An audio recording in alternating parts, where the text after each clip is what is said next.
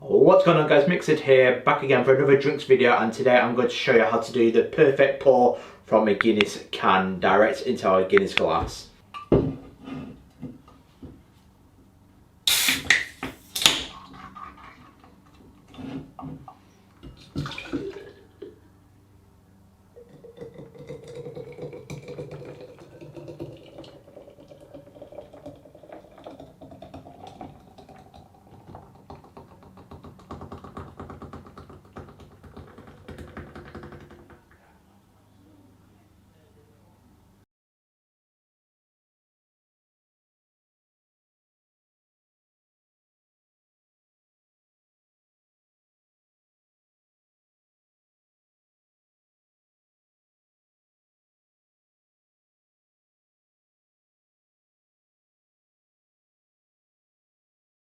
And there we go, it's simple as that. It's got a nice head in, just put straight into it. So doing a 45-degree angle and waiting, you can just put it straight in from the can.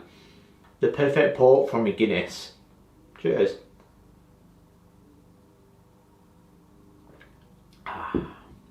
Before I see more videos like this, don't forget to like and subscribe to MixedSid, and I will see you guys in the next drinks video.